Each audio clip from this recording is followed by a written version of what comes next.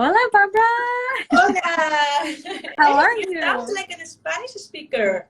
I'm terrible, but thank you. I appreciate that. If you can just tell us a little bit about you, your journey to AIFS, how you became part of the family, and what you do as a resident director in Argentina. Hola, everyone. I'm pleased to talk about my beloved Buenos Aires, even if right now I'm in Madrid. My heart is in Buenos Aires. I love my city.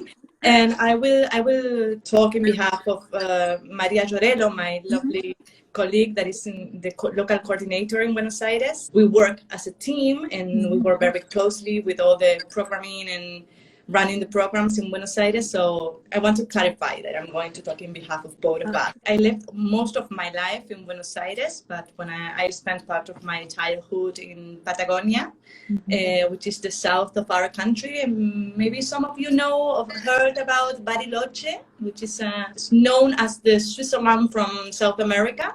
Well, I spent my childhood there and I was super happy because it's full of chocolate everywhere, like in Switzerland. The chocolate capital of Argentina. You sold me. I'm good.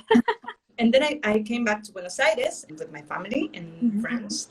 And I studied literature and Spanish. I'm a Spanish teacher. And then I did a master in linguistics. And I am currently doing my PhD in language learning in interculturality. Well, I've been working with international students since the last 15 or 17 years. I'm part of the AIFS since 2013 as resident director in Buenos Aires. And in 2018, I came to Madrid to develop the programs in Madrid. And I'm doing both. I'm the director of both programs, but Maria is the local coordinator in Buenos Aires, and we work together. Very cool. Happy to have you, Bárbara. Excellent. Can you tell us a couple of the functions, typical day-to-day that a resident director would experience in Argentina, your role integral to that location, what have you? Being a resident director is a wonderful work, and I have the experience to be the resident director in Madrid and in Buenos Aires, and there are plenty of things that are the same, but it's true that each location has its own particularity. Buenos Aires, I have to be honest, it's not like the regular destination for a student, and I learned this, and I'm happy to just say that when I saw this, but I learned this from the students that comes to Buenos Aires, and they shared with me these thoughts that they wanted to go to abroad to a Spanish-speaking country, but not the regular one. So looking for programs, they thought, oh, Buenos Aires, and make a little research. And all of them were very curious about this like Latin American city that has a lot of European heritage, and how the Argentinians are the famous that they know well. So the student that decides to come to Buenos Aires has this particularity. He usually choose something like kind of different. I don't know exactly why, but they think that's kind of exotic.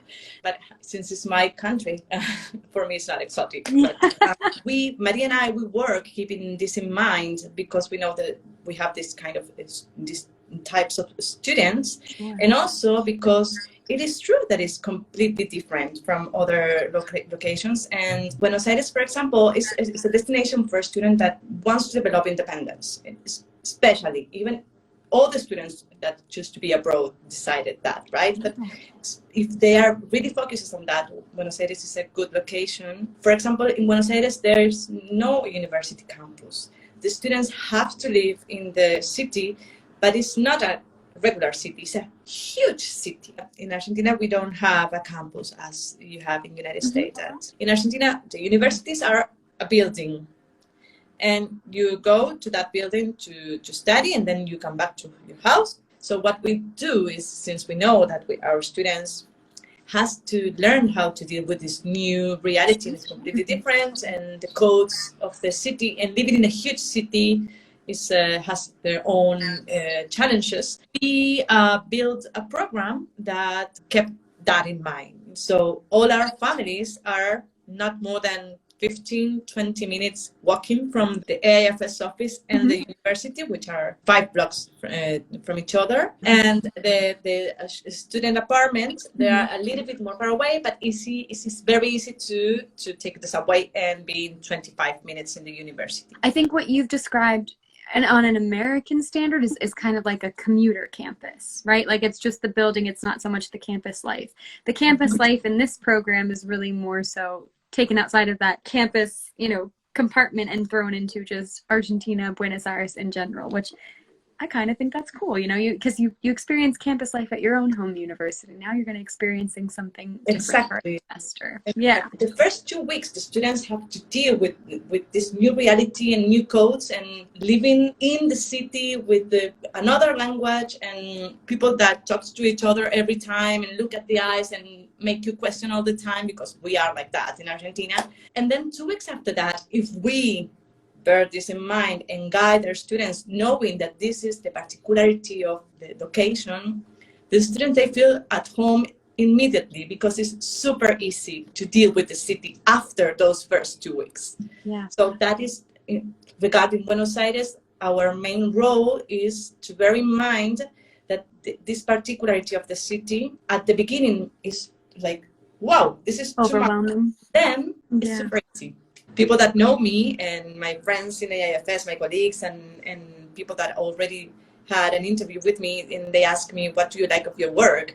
And what's the thing that you most like of your work? And I said, well, this is my answer. It involves a lot of things, but being part of the intercultural development of our students is marvelous. I think it's, for me, especially personally, is a pleasure. In Buenos Aires, we started, and then in Madrid we are doing it too. We started an intercultural workshop with our students that is, the first part is in the first or second week of the program, and it's an ongoing work, and it lasts until the last day in Buenos Aires. In the last meeting, we asked our students to reflect on how they arrived and how they felt and which were their goals, their expectations, their fears, the comfort zone, the things that they wanted to know and things that they weren't ready to participate in, and how they went through all that process, and now how they feel now at the end of the program. And that's a wonderful moment. Yeah, you don't really see the change in yourself until someone forces you to like sit down and like reflect on it, and you're like, oh, I'm different professionally, personally, maybe academically. When they are aware of that, they weren't only having fun or struggling at some point or studying at the new university or knowing new people, discovering different cultural diversity. When they realized that they were also developing themselves like intercultural citizens, when they do that work, I think it's like magic. What attracts students to Argentina? I mean, you've kind of touched on this a little bit. Maybe it is the European influence, what have you. But if you could pinpoint one reason why you think students choose it. One is not possible. Buenos Aires has a lot of things to offer, culturally talking, and this diversity and this mix, like this Latino American city with a European stamp, that you can see it in the streets, and you can breathe that in the cultural life in the city. But the cost of living is very affordable for United States students. So in this goal that they may have to be independent, they might feel it's going to be easy for them if they have to manage a budget, right? Because they will have access to things in Argentina that they maybe in another city they couldn't do it because they are more expensive. Or, for example, if the student not only wants to develop their Spanish language skills and also live in a huge city and wants to go to other cities or enjoys nature and landscapes and beautiful landscapes. In Argentina, we are a super huge country. It has a lot of different landscape, like glaciers, jungle, for example, the Iguazu Falls, which is one of the 7 natural wonders in the world. The Puna, which is a very particular biome in America, the highest mountain of the continent. The student will find that it's pretty easy for them to go to this spot, but it's affordable for the students. This mix of cultures, because those parts of Argentina are more connected with Latin American roots and Buenos Aires with European roots. So you have your subcultures within Argentinian culture. Can you tell us a little bit about academic programs? First of all, in Argentina, we offer in Buenos Aires a semester program and summer program. The semester programs, the students can choose to do a Latin American Studies program, which offer courses in Spanish and in English. and also Spanish language courses. In the case that the student does not have any Spanish knowledge, they can come and do the English courses and a Spanish course. You don't need to know Spanish to participate in the program. Of course, if you know Spanish, you will be able to join courses in Spanish, like electives in Spanish, literature or arts, business, also history of Latin America. From this program, the Latin American program, the most popular are business in Southern and United States and Latin America relationships, for example, just examples, and Latin American literature or Argentinian art also are pretty famous, and civilizations and cultures from Latin America. I have to say that I like all the program because it's a cultural program, but these are the most popular courses. And then there's another semester program that is called immersion program, because it's like a total immersion program, because the student can choose to join a regular course from the university with Argentinians. For this program, the student needs to have an advanced level of Spanish, because they are not prepared for international students. The student will immerse in the university with the Argentinian students. The international student can combine that courses with the Latin American courses, but not in the opposite. Something else from the semester is that if both semesters have the opportunity to come 4 weeks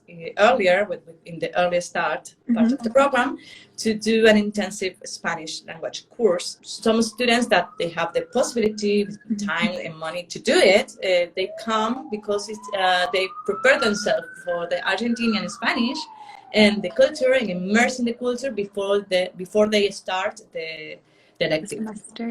Yeah, gives them a chance to get acclimated, before the actual semester courses start. Summer programs, we offer 5 different programs, but immersion are the regular courses that they are not open in summer. The regular university with the Argentinians has other schedule. What we offer is, the first one is intensive Spanish language course. That is 4 weeks, 1 level of Spanish, and we offer 3 different sessions that a student can combine. If you want to stay 12 weeks, or if you want to stay 8 weeks, or if you want to just the second session, because those dates fits better for you. So it is absolutely possible, because they are independent and combinable. And then we have the Latin American Studies Intensive Summer Program, which is in Spanish.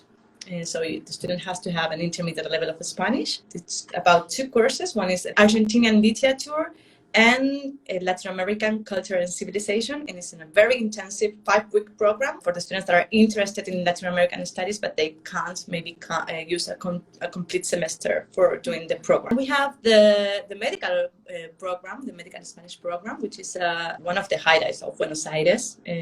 We have a lot of students that are interested in this program, and it's a great program. It's specifically on health. It's a 5-week program during the summer. They have to do a medical Spanish course in the university, and also a shadowing in a hospital with a tutor. So they have 12 hours per week with a doctor, and then on Fridays they have these meetings with a tutor to work on what they have seen, how the system in Argentina is, the difference between Argentina and United States health system. It's pretty interesting. Vastly different, maybe. Yes. Finally, the 5th one is the Second Language Acquisition Program, which is a teaching assistantship in an English bilingual primary school. And the students will shadow, but with more resources to help a teacher, and in a bilingual primary school. The other part of the program is a course regarding Spanish as a second language, how to teach Spanish, or the methodologies, because we know that students from United States may come back to United States and would like to teach Spanish as a second language. So this program gives both resources. That's why it's second language acquisition program. Excellent. The volunteer opportunities within the program, whether it's summer or fall and spring term, is it more like a student can come to you and say, hey, I'm really interested in working in a school or volunteering in this part of the community, or I know you said there's film opportunities, things like that. What do those volunteer opportunities look like for students? The student can choose to do the service learning as a course in the university, or if they want to do the 5 electives to Usually a student does 5 elective courses Okay. or 4 elective in Spanish. And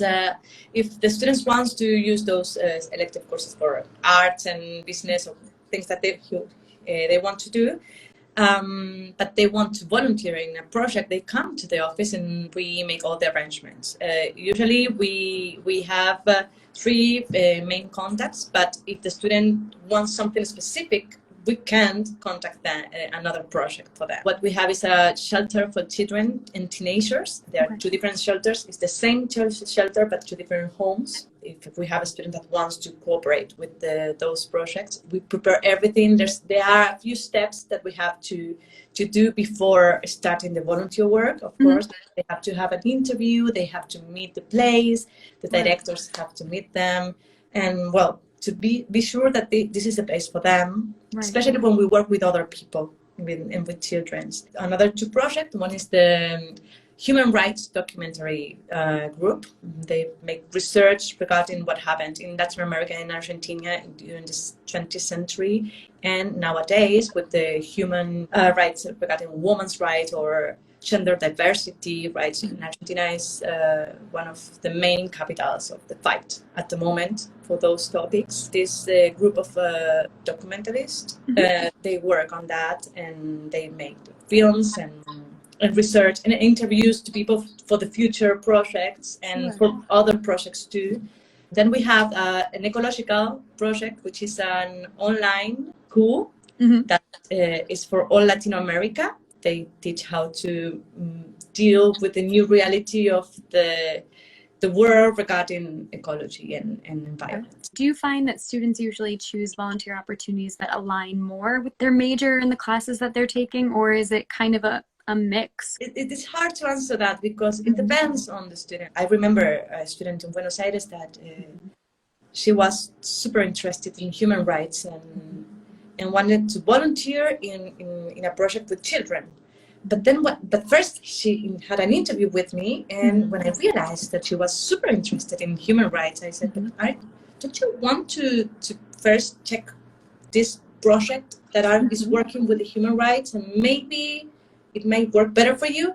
And she was absolutely happy, and she changed. They continue in contact when she was in the United States. Some students would like to connect their career skills with the volunteer project, and some others, they want to do something for the community in addition to developing their skills in the career skills. They diversify that resume, guys. Yeah, that's one thing we definitely encourage students. Go abroad, yes, 100%. But also try to volunteer when you're abroad, because the needs of our community, the needs of your subculture in America, whatever that may be, wherever your geographics are, could be completely different than that of what they experience in Argentina. Another point of view, Throw yourself into the community that you are now a member of. Can you tell us a little bit about housing options? What can students choose from? What do the majority of students choose if there is more than one housing option? Well, we have 2 housing options during the semester: homestay and a shared house for students, which are international students from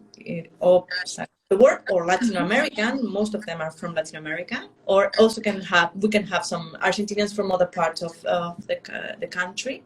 And during the summer, we have only house in the homestays. Usually students prefer homestays, I have to say. But last years we had found that some students, they start choosing the shared house, student house option. Usually they prefer the host families. For example, in host families, they have breakfast every day and they have dinner from Monday to Friday. They change it to Sunday because Fridays and Saturdays the students go and have dinner. Students are traveling most of the time. Yeah, the students in the apartments, they have to manage their own meals. And I think one of what's unique about the program in Argentina is whichever housing you choose, if you're doing a fall or a spring term semester, you're going to be able to practice your language skills. We have student housing, student apartments, and some other locations where you might just be with study abroad students and you might kind of be in that bubble. But with the housing in Argentina, you're with international students, you're with Argentinian students, or if you do the homestay, you're with a family and that's their first language, so you get on board. You do speak English too, I believe. The host families that we work with, they work with international students for more than 10 years, so maybe at the beginning they were just saying, hi, thank you, student. It's you conversational, know, something to build on. Yeah. Now they know a lot of things, because families love to host students and they like to learn from them. It's a great experience to be able to have a bond with a family in Argentina. It's true what you said in the share house, the student house. Mm-hmm. In our experience, our students love to be with other students from Latin America, because Mm-hmm. as I told you at the beginning, I think they come to Buenos Aires looking for this connection, with Latin American connection, feeling like in a huge city with a program that is going to support them all the time. Do you think it's easy for students to make friends with locals? Do you think, in terms of just Argentinian people as a collective whole, they're welcoming, they're warm, they're easy to talk to, it's easy to connect? Yes, and also Argentinians love to be in contact with international students, so they like that. We have in the city a lot of language exchanges that are different. They are more serious and having a coffee, and others that are more like having a drink until 3 a.m. in the morning. So the student can choose how they want to connect and what they want to do. There's a lot of social interaction in Buenos Aires. For example, something that is good to mention this. Yeah. You know that every country has like a special celebration. We have in Argentina the celebration that is the most important celebration of our country is the Friends Day. I think it's like the level of Thanksgiving for us, Okay. We don't have Thanksgiving, but we have the Friends Day. July 20, which is the Friends Day, we assume that we're going to be with our friends. Sure. Maybe you can't, or maybe you are busy, but if you are in a couple or with your parents or living with a cousin, that day, we spend time with our friends. We don't usually give gifts to our friends that day, but we share the moment. Mm-hmm. And this is because in Argentina, friendship is very important, and the passion that we put in our relationships, the students can feel that, and they make friends in Buenos Aires. Yes. Can you tell me a little bit about excursions, cultural opportunities? I know that some of this is covered in like orientation, just kind of navigating the city for the first time. Like you said, it can be a little overwhelming and daunting when you first get there.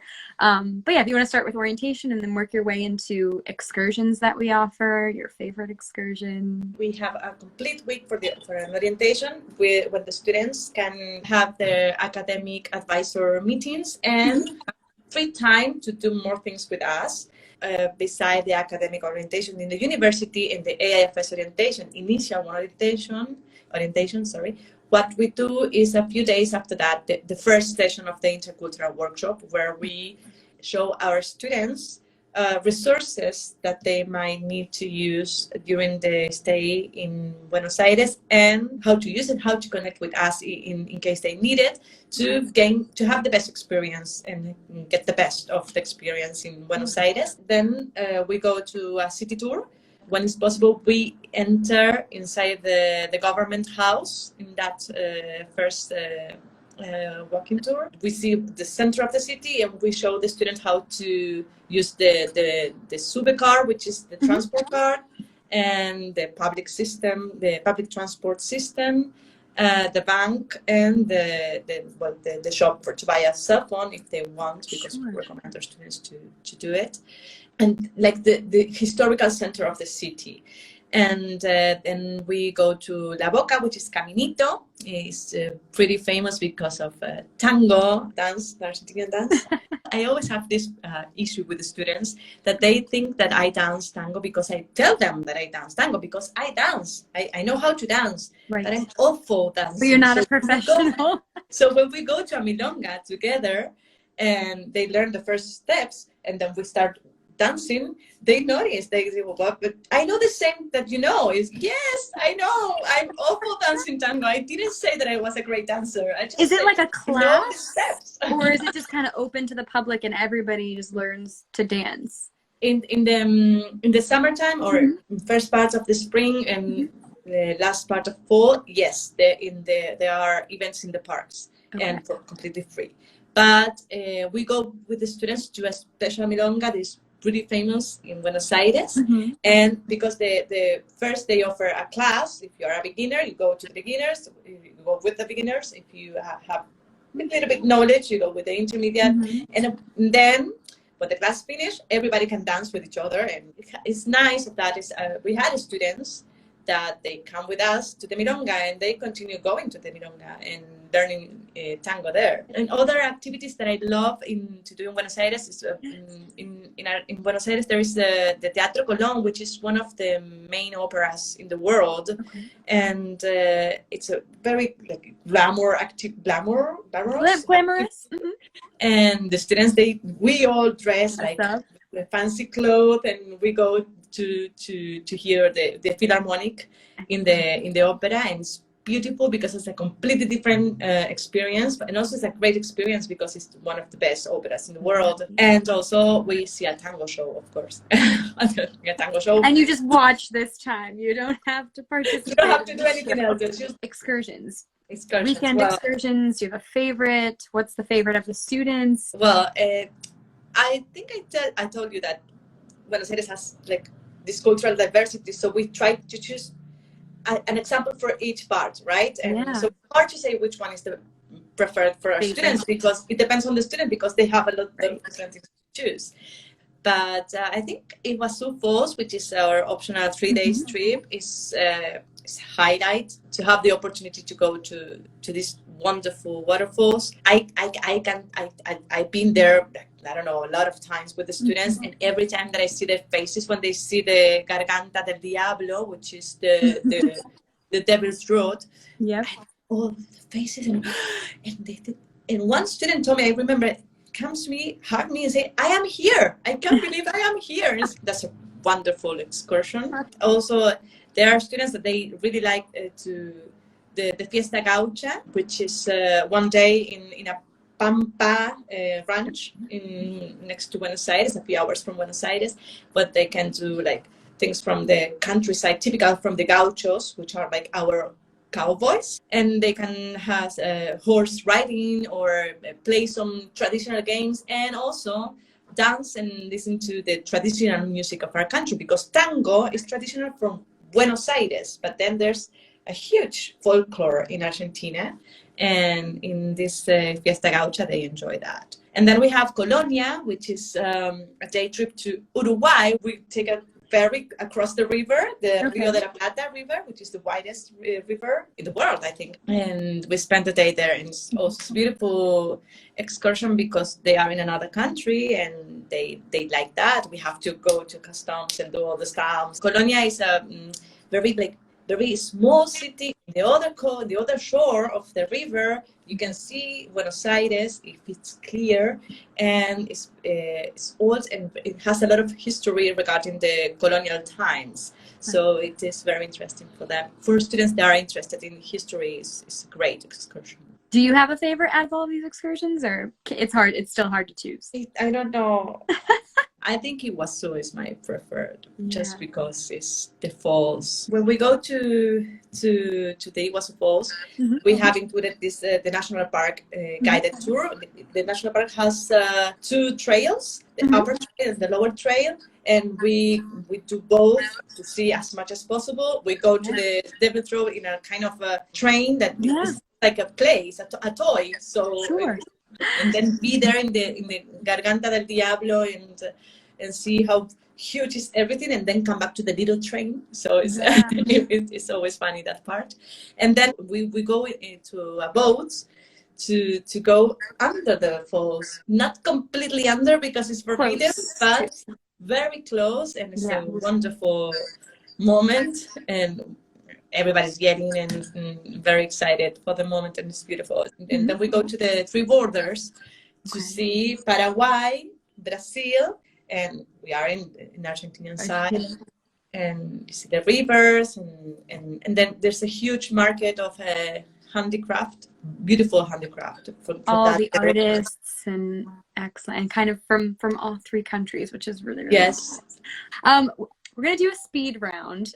So I'm going to give you just a word, and you're just going to rumble off the first thing that you can think of in regards to that word or phrase. We didn't talk about this. Food. We didn't talk about food. The first word that comes to my mind is asado, which is the Argentinian barbecue. It's delicious. I really miss the barbecues in Argentina because now I'm in Madrid, as you know. What we do in Argentina usually, not everybody has the opportunity to have a barbecue at home. But we have friends, or we find a place to do it, and during weekends, if the weather is okay, we meet maybe 10 of us and prepare an asado for the entire day. It's not just 2 hours. Asado is not only the food, it's the entire event, but the food is the principal component. It's part of the like social culture. It's not just like a meal. But also that it's not food, but I didn't show you that. This, do you know what is this? This is mate. It's mate. It's a mate. It's mate. It's kind of tea that drink, but it's not a tea because you have to put the water. Right. And then with a straw, you drink it. The mate is hot, super hot. It should be. In fact, actually. But you have the alternative for the summer, for summertime when it's super hot, that we call it tereré. And it's popular in Paraguay because it's always hot in Paraguay. So everybody drinks more tereré. Argentinians we drink more mate, but in summertime, tereré. And don't forget about the dulce de leche. That's something else. If you like sweet things, dulce de leche is another traditional thing. I just tell you the asado because it's what you said, the first thing that comes to your mind. But and you can't, and that's the problem with food. You have to have a beverage, a main dish, and a dessert. So transportation. In Buenos Aires, we have subway and buses and trains. We have a lot of buses, and you can go almost everywhere in the city in a bus. And it's very, very affordable. It's very cheap. I can say that it might cost. Affordable, convenient. Is it timely transportation, or is it always late? Well, it's the frequency is depending on the bus, but usually we have a lot of buses all the time. Okay. It's not that you have to spend 40 minutes, depending on the hour and the line. But usually it's in 5 minutes you have a bus. Within the next. But the thing is, we don't have schedules as European or United States citizens. Okay. They come, and when they come, it helps you to learn how to be flexible with timetables. Yeah, as an American culture, we could definitely grow in our patience. So we see a lot of that when students come back. They're like, oh, I'm much more patient because there's not a time for the bus to arrive, or, things are more flexible, or, it's morning, noon, or night, but not necessarily a given time for something. In addition to that, if an Argentinian tells you, let's meet at 8, do not think that she or they are going to be at 8. Maybe 8:10 if you are lucky. Maybe not the most prompt, but you're to expect that. So just push it back 15 minutes and you should be in good shape. Locals. This is a hard one to ask a local. Oh my God. I was going to say warm, but yes, friendly. Yeah, you have Friends Day. You're friendly. Yeah, of course. Language. One word. Okay. Expressive. Expressive? I like it. And in Argentina, the way that we talk in the Rio de la Plata in Buenos Aires, it has some particularities, and the student will discover. The textbook Spanish that we would teach students here in the U.S. is probably more than applicable to Argentina, but I'm sure you hear different dialects depending on where you are. Absolutely. Words are pronounced differently. Grammar is the same. Maybe some vocabulary things and cultural meanings that are fun. Do people in Madrid, where you currently are, do they pick up that you're not from Madrid based off of your Spanish dialect? Absolutely. And I think we have fun with the different words that we use, because in here they have their own dialect too. So we share. What do you mean with that? I mean that. I meant that. Oh, we say it in this way. And and then this is my favorite.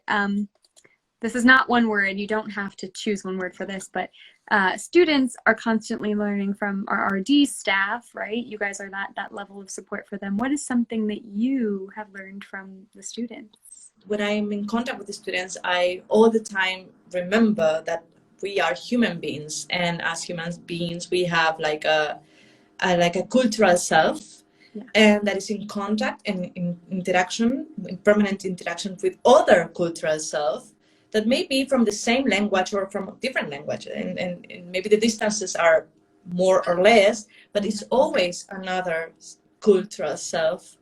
And learning to be in contact with that reality and to be flexible and develop that flexibility is very important for the world that is coming. And when I see my students doing that, I remember that we are all like that. Yeah. You never stop learning to be flexible with the interaction, the intercultural interaction. And that's what I learn every time with them, because it's different from each other, from each of us, sorry. And I learn from them a lot. And there's always something else where you have to reflect and questioning yourself. And I like that, because the students allows me to grow in that aspect too. I think every RD will tell you this, is every group is completely different. Yes. And even if there are a lot of things that are the same, the particularities, the bonds that they build, the subgroups, their interest, the motivation changes. And things, there are, maybe in a semester something happens in the world that everybody is concerned about that, or maybe we have the World Cup in 2014 and 2018, and the students in Buenos Aires were like, wow! And they were super affected on that, and that was a different motivation, and the way that they connect with what was happening was different from other groups and from other semester. You learn from the different groups all the time. Well, thank you. Gracias. Thank you so much for being with us today. Adios, Bárbara.